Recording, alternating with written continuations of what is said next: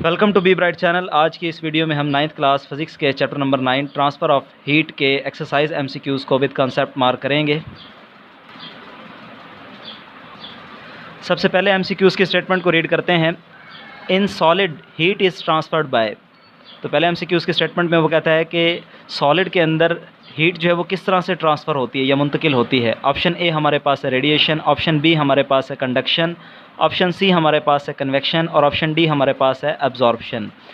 तो मैं आपको बताता चलूँ, कंडक्शन ही वो वाहिद ज़रिया है जिसके ज़रिए से जो हीट जो है वो सॉलिड के अंदर ट्रांसफ़र होती है। उसकी वजह क्या है? कन्वेक्शन जो है वो गैस और लिक्विड के अंदर हीट की ट्रांसफ़र का मेथड है, जबकि हमारे पास रेडिएशन जो है इसमें जो है वो किसी भी मीडियम की ज़रूरत नहीं होती हमें हीट को ट्रांसफ़र करने के लिए। जबकि जो अब्जॉर्प्शन है ये इससे रेलेवेंट जो है वो ऑप्शन नहीं है, ये एक इररेलेवेंट ऑप्शन है। तो इसमें जो राइट ऑप्शन हमारे पास है वो कंडक्शन है। ऑप्शन बी को जो है वो आप मार्क करेंगे, क्योंकि सॉलिड के अंदर जो है वो due to the vibration of atoms और मॉलिक्यूल्स जो है वो हीट ट्रांसफ़र होती है। तो इसका राइट ऑप्शन हमारे पास होगा कंडक्शन। और आपने जहन में रखना है कि सॉलिड में हमेशा जो हीट ट्रांसफ़र होती है वो कंडक्शन के ज़रिए से होती है। उसके बाद सेकेंड ऑप्शन हमारे पास है, what happens to the thermal conductivity of a wall if its thickness is doubled. यहाँ पर वो ये पूछता है कि अगर एक वॉल, हमारे पास एक दीवार है, उसकी थिकनेस को अगर डबल कर दिया जाए तो उसकी थर्मल कंडक्टिविटी पर क्या फ़र्क पड़ेगा। तो आपने ये चीज़ जहन में रखनी है कि थर्मल कंडक्टिविटी जो है इसको के से रिप्रेजेंट किया जाता है। और पीछे मैं टॉपिक में आपको दिखा देता हूँ। ये पेज नंबर 197 पर हमारे पास थर्मल कंडक्टिविटी से रिलेटेड टॉपिक हमारे पास मौजूद है। तो के से रिलेटेड मैंने आपको बात बतानी थी कि के हमारे पास जो है वो एक कांस्टेंट वैल्यू होती है और ये नेचर ऑफ़ द मटेरियल के ऊपर डिपेंड करती है। तो इस लिहाज से अगर किसी भी वॉल की थिकनेस को डबल किया जाए या 4 टाइम्स किया जाए तो उससे थर्मल कंडक्टिविटी के ऊपर जो है वो कोई फ़र्क नहीं पड़ेगा। ये बेसिकली जो है एक कांस्टेंट वैल्यू है और ये हर मटेरियल की नेचर के ऊपर डिपेंड करती है। तो इसका जो राइट ऑप्शन होगा वो ऑप्शन बी को आप मार्क करेंगे। इसका राइट आंसर होगा रिमेंस द सेम। इसकी वजह क्या है? जैसे कि मैंने आपको बताया है कि थर्मल कंडक्टिविटी जो है वो एक कांस्टेंट वैल्यू होती है, ये हर मटेरियल की नेचर के ऊपर डिपेंड करती है। अगर यहाँ पर rate of flow of heat की अगर बात होती तो उसके लिहाज से हम जो है वो कैलकुलेशन की मदद से इसको चेक करते। तो यहाँ पर आपने ये चीज़ लाजमी जहन में रखनी है कि ये एक कांस्टेंट वैल्यू है, इस लिहाज से जो इसका राइट आंसर बनेगा वो बी ऑप्शन बनेगा। उसके बाद थर्ड एमसीक्यूज़ हमारे पास है, metals are good conductors of heat due to the. यहाँ पर वो ये कहता है कि मेटल्स जो हैं वो गुड कंडक्टर्स ऑफ हीट हैं, उसकी वजह क्या है? यानी वो अपने अंदर से जो है वो हीट को अच्छे से पास करवाती हैं, गुजार लेती हैं। अगर हम मेटल की डेफिनेशन को अगर देखें तो मेटल जो है वो ऐसे मटेरियल को कहा जाता है जिसके अंदर फ्री इलेक्ट्रॉन्स पाए जाते हों। तो इस लिहाज से अगर हम देखें तो ऑप्शन ए हमारे पास है फ्री इलेक्ट्रॉन्स, ऑप्शन बी हमारे पास है big size of their molecules, option C हमारे पास है small size of their molecules और ऑप्शन डी हमारे पास है rapid vibration of their atoms. तो अगर हम यहाँ पर देखें तो जो इसका राइट ऑप्शन हमारे पास बनेगा वो ऑप्शन ए होगा कि मेटल्स के अंदर जो हीट का ट्रांसफ़र होता है वो due to their free electrons होता है। तो ऑप्शन ए को आप मार्क करेंगे इसके अंदर। उसके बाद फोर्थ एमसीक्यूज़ हमारे पास है, in gases heat is mainly transferred by. तो यहाँ पर वो ये पूछता है कि गैसेस के अंदर जो हीट है उसकी ट्रांसफ़र का क्या मेथड है, क्या तरीक़ाकार है। तो जैसे कि फ़र्स्ट एमसीक्यूज़ के अंदर मैंने आपको बताया था कि कंडक्शन जो है वो सिर्फ सॉलिड के अंदर होती है, जबकि कन्वेक्शन जो है वो फ्लूइड के अंदर होती है। फ्लूइड मींस यानी ये एक कंबाइन वर्ड है लिक्विड और गैसेस के लिए। तो यहाँ पर अगर हम बात करें फोर्थ एमसीक्यूज़ के अंदर तो जो गैसेस के अंदर जो मेनली हीट ट्रांसफ़र होती है वो किस वजह से होती है? Due to convection. यानी ऑप्शन सी को जो है वो मार्क करेंगे। इसका राइट आंसर जो है वो ऑप्शन सी होगा, due to convection. Next MCQs हमारे पास फिफ्थ एमसीक्यूज़ है, इसकी स्टेटमेंट को रीड करते हैं। Convection of heat is the process of heat transfer due to the.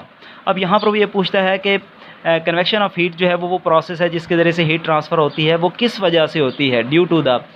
ए हमारे पास है random motion of molecules, option B हमारे पास है downward movement of molecules, option C हमारे पास है अपवर्ड मूवमेंट ऑफ मॉलिक्यूल्स और ऑप्शन डी हमारे पास है फ्री मूवमेंट ऑफ मॉलिक्यूल्स। तो मैं आपको बताता चलूँ, जब भी हम किसी चीज़ को लिक्विड या गैस को, क्योंकि जैसे कि मैंने आपको बताया कि कन्वेक्शन का जो प्रोसेस है वो मेनली फ्लूइड के अंदर होता है। जब हम किसी लिक्विड या गैस को अगर फ़र्ज़ किया गैस को अगर हम हीटअप करते हैं तो उससे क्या होगा, जो एयर है या कोई भी चीज़ जो गैस हमारे पास है उसके मॉलिक्यूल्स गर्म होकर जो है वो ऊपर की तरफ जो है वो पहले उठते हैं। ठीक है, ऊपर की तरफ, क्योंकि वो गर्म होकर हल्के हो जाते हैं तो वो ऊपर की तरफ यानी उनकी अपवर्ड मूवमेंट होगी। तो जो इसका राइट आंसर बनेगा वो हमारे पास बनेगा due to the upward movement of molecules. तो इसका जो सी ऑप्शन हमारे पास है वो इसका राइट आंसर होगा। उसके बाद 6 MCQs हमारे पास है। False ceiling is done to. यहाँ पर वो कहता है कि जो छतों के ऊपर जो फॉल्स सीलिंग की जाती है उसकी वजह क्या होती है, क्यों उसको किया जाता है। ऑप्शन ए हमारे पास है lower the height of ceiling, option B हमारे पास है keep the roof clean, option C हमारे पास है कूल द रूम, और ऑप्शन डी हमारे पास है इंसुलेट द सीलिंग। तो इसका जो मेनली जो इसका पर्पस होता है, जो इसका बुनियादी मकसद होता है, उसकी वजह ये होती है फॉल्स सीलिंग इसलिए की जाती है ताकि रूम को जो है वो इंसुलेट किया जा सके, ताकि वो इर्द गिर्द का जो थर्मल कॉन्टैक्ट है उससे उसको बचाया जा सके। तो ऑप्शन डी जो है वो इसका राइट आंसर होगा, ताकि कमरों को जो है वो इंसुलेट किया जा सके। इंसुलेट का मतलब ये है कि गर्मियों में उनको ठंडा रखा जा सके और सर्दियों में जो है उनको गर्म रखा जा सके, ताकि इर्द गिर्द का जो हीट का जो इफ़ेक्ट है या थर्मल कॉन्टैक्ट से उसको जो है वो बचाया जा सके इर्द गिर्द के। तो इसका राइट ऑप्शन जो हमारे पास बनेगा वो इंसुलेट द सीलिंग हमारे पास इसका राइट आंसर होगा। और मैं पीछे आपको बुक से भी इसका आंसर दिखा देता हूँ। इसका रेफरेंस हमारे पास पेज नंबर 198 के ऊपर यहाँ पर मौजूद है। Ceiling of room is covered by insulating materials. तो जो सीलिंग रूम्स को जो कवर किया जाता है, जहाँ पर फॉल्स सीलिंग की जाती है, तो वो इंसुलेट द रूम के लिए यानी इंसुलेटिंग रूम के लिए की जाती है, यानी रूम को इंसुलेट करने के लिए की जाती है। उसके बाद 7th MCQs हमारे पास है। Rooms are heated using gas heaters by. अब यहाँ पर वो ये कहता है कि रूम्स के अंदर जो गैस हीटर का इस्तेमाल किया जाता है उसके ज़रिए से जो हम कमरों को गर्म रखते हैं, उसमें जो कमरा जो गर्म होता है उसमें हरारत जो है या हीट जो है वो पूरे कमरे को किस तरह से गर्म करती है, कौन से method of transfer of heat से जो है वो पूरे कमरे को गर्म किया जाता है। तो उसमें ऑप्शन ए हमारे पास है कंडक्शन ओनली। तो ये तो हो नहीं सकता, क्योंकि जैसे कि मैंने आपको बताया है कि कंडक्शन जो है वो सिर्फ सॉलिड में होती है हमारे पास। उसके बाद अगर हम देखें बी ऑप्शन हमारे पास है convection and radiation, option C हमारे पास है रेडिएशन ओनली, और ऑप्शन डी हमारे पास है कन्वेक्शन ओनली। तो अगर हम देखें यहाँ पर जो ऑप्शन बी हमारे पास है वो इसका राइट आंसर होगा। उसकी वजह क्या है कि इसका राइट आंसर बी क्यों होगा, उसकी वजह यह है कि जैसे कि रूम्स वगैरह के अंदर एक कमरे के कॉर्नर पर जो है वो हीटर वगैरह को रख दिया जाता है, तो उससे होगा ये कि जो उससे हीटर के ऊपर जो हवा होगी वो गर्म होकर जो वो ऊपर की तरफ उठेगी। तो ये तो हमारे पास मिसाल हो जाएगी कन्वेक्शन की, ठीक है, यानी जो गैस मालिक्यूल्स हैं उनकी एक्चुअल मूवमेंट होगी, जबकि उसके अलावा जो उसके सराउंडिंग में जो हमारे पास इर्द गिर्द की जो चीज़ें हैं वो भी गर्म हो जाती हैं। उसकी वजह क्या होती है, क्योंकि कुछ जो है वो हीट ट्रांसफ़र होती है रेडिएशन के ज़रिए से। और जैसे कि मैंने आपको बताया है, रेडिएशन जो है वो method of transfer of heat है जिसको ट्रांसफ़र के लिए यानी हीट की ट्रांसफ़र के लिए किसी भी मीडियम की ज़रूरत नहीं होती। तो इसमें दोनों ही ऑप्शन जो है वो आएंगे, यानी कन्वेक्शन एंड रेडिएशन। जो ऑप्शन बी होगा वो इसका राइट आंसर होगा। उसके बाद 8th MCQs हमारे पास है लैंड ब्रीज ब्लोज फ्रॉम।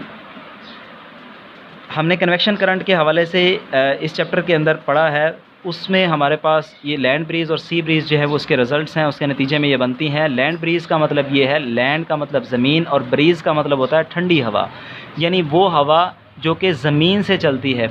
अब आपने ये चीज़ ध्यान में रखनी है। एक मिसाल के तौर पर यहाँ पर मैं दो जो है वो पार्टीशन कर लेता हूँ। लेट्स सपोज़ कि ये हमारे पास सी है और ये हमारे पास जो है वो लैंड है। तो आपने एक चीज़ ध्यान में रखनी है, सी में हमारे पास पानी होता है जबकि लैंड में हमारे पास जो है वो ड्राई सॉइल होगी।